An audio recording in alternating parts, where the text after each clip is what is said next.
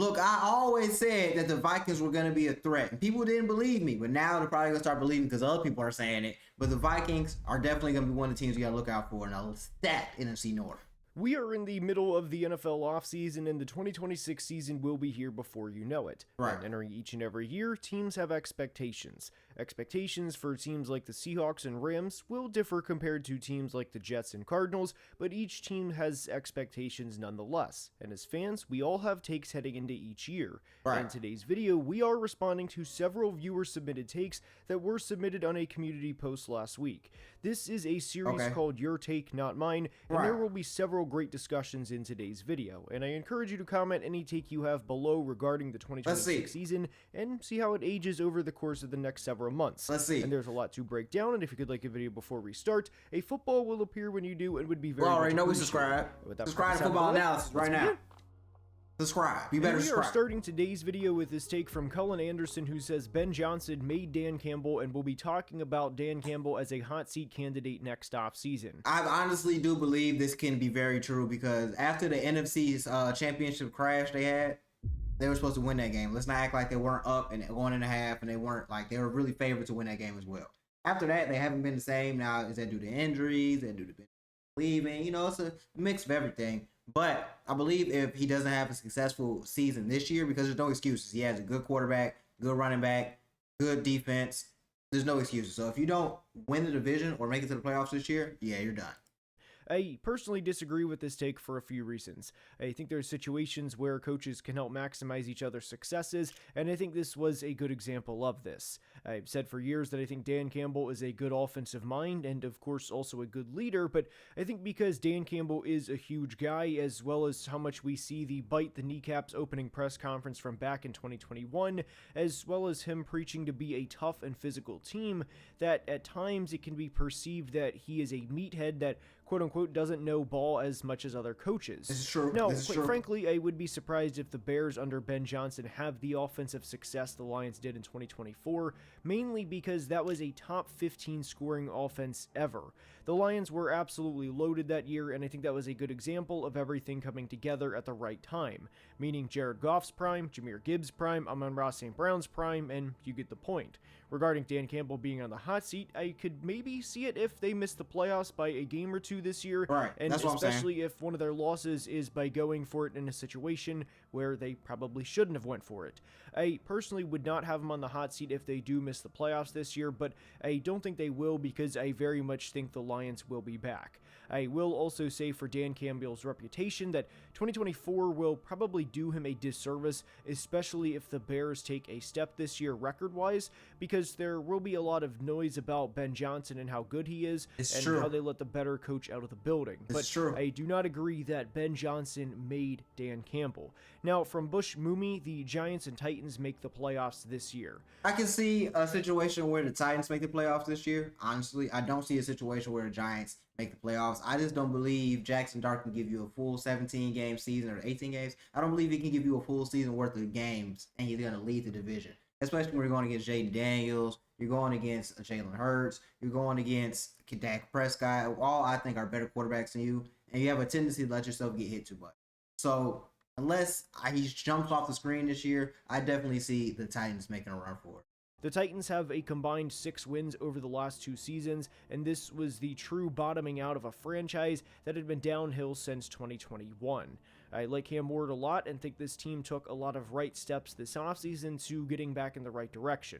I love Carnell Tate and can't wait to see him and Cam Ward play, as well as bringing in John Franklin Myers to pair next to Jeffrey Simmons, among other moves they made. But a top 7 seed in a conference that features teams like the Broncos, Chargers, Chiefs, Patriots, Bills, Ravens, and Bengals, and having to go through the Texans and Jags too, I'm not quite there with the Titans. And recently we did a video on the AFC being completely wide open. I recommend going to check that out. I think a good season for them would be somewhere around 6 to 8 wins and to show legitimate progress in their rebuild. I also like a lot of what the Giants did this offseason, and I think they too are taking a lot of steps in the right direction. I thought they became a bigger and stronger team over the past few months, and I love what they did in the draft by selecting Arvell Reese, Francis Maui Noah, and Colton Hood in the first 2 rounds. but I will be transparent. Matt Nagy being the offensive coordinator scares me regarding the team's ceiling for 2026. I also really worry about this team's receiving depth outside of Malik Nabers, and Adam Schefter even tweeted that the Giants don't know when Nabers will be back from what John Harbaugh said was, quote, not a simple knee injury, end quote. The Giants are also in a very tough division, and I think this team will be a hell of a lot more competitive this year. I just don't think they're going to finish as a top 7 team in this conference. Their final 6 games are home against the 49ers, at the Seahawks, home against the Browns, at the Lions, at the Cowboys, and home against the Eagles, and they could easily go 1-5 or 2-4 during the stretch, right when they need wins the most. So I disagree with the take that both the Titans and Giants make the playoffs this year.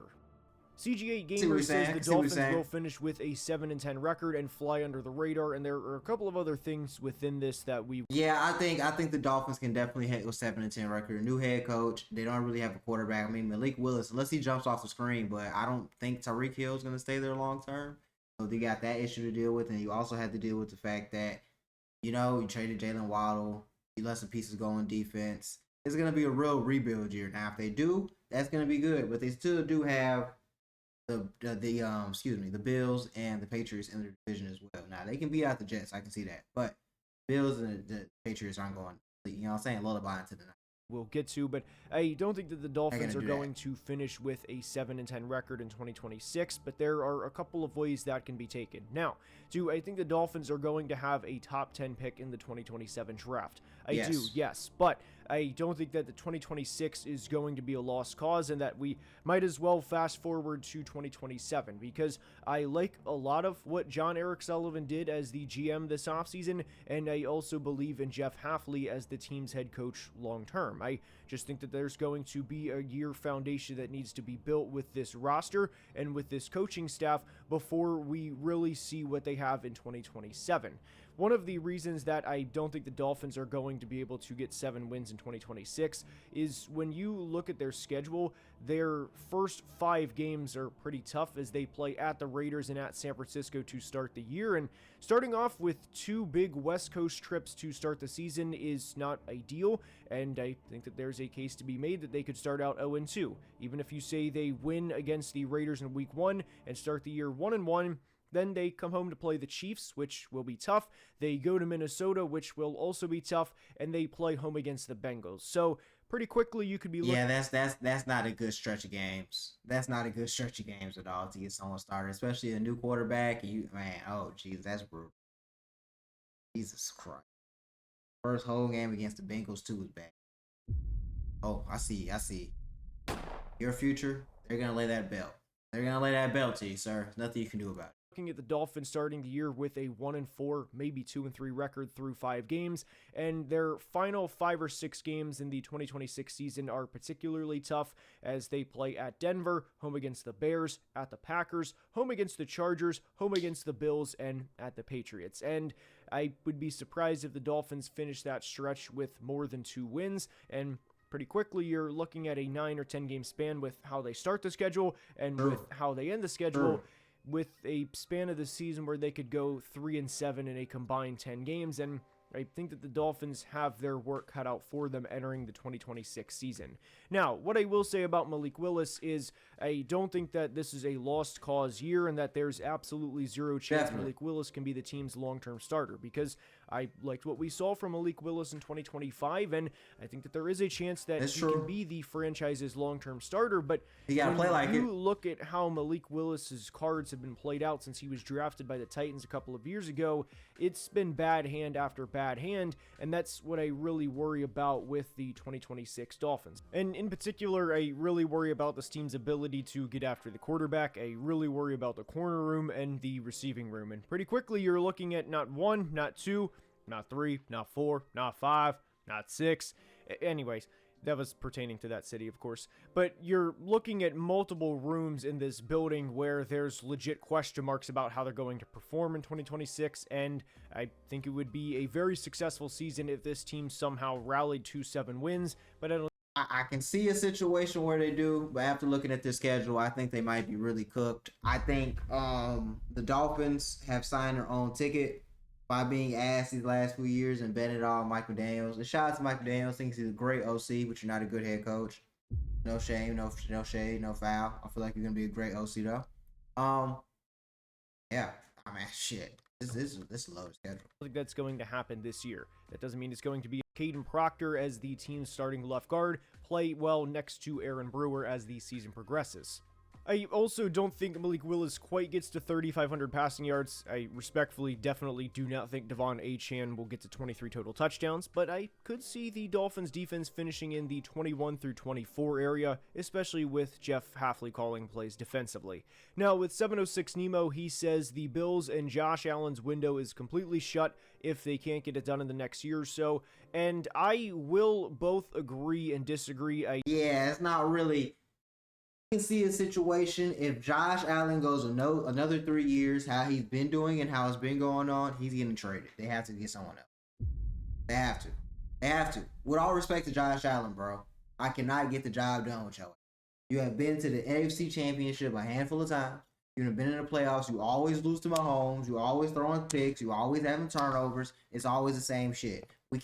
You're a great quarterback, but we can't get over the hump with you. You can't get over the hump with us. Trade his ass for Dak Prescott or something. I don't know.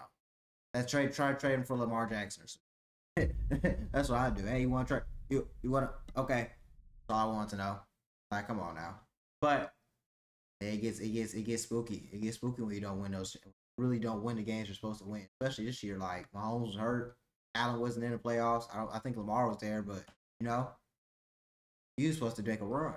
Would agree with this specific set of players they have on the roster, meaning other guys like Deion Dawkins, James Cook, Christian Benford, those players of the world. Because Josh Allen is only 30. He just turned 30 within a week of this video releasing, and I would like to think that Josh Allen is going to play more than 3 or 4 more years, and that there is a very real chance Josh Allen plays till 38, 39, 40, hopefully north of 40. The only part that would concern me with Josh is because of how much he runs the football. There's probably going to be a lot of conversations with Josh Allen as we transition to what will be the second half of his career, is what does Josh Allen's longevity look like because of how often he runs the football, and with running the football takes more hits. Now, I will say regarding Josh Allen, I don't think that there's any substantial hits where you close your eyes and think, man, somebody like Nick Bolton or Roquan Smith or whoever in the AFC absolutely lit Josh Allen up. Maybe even Zach Allen from the Broncos. He absolutely lit Josh Allen up when he ran the football, and Josh is going to think twice about running the football the next time he has an open lane.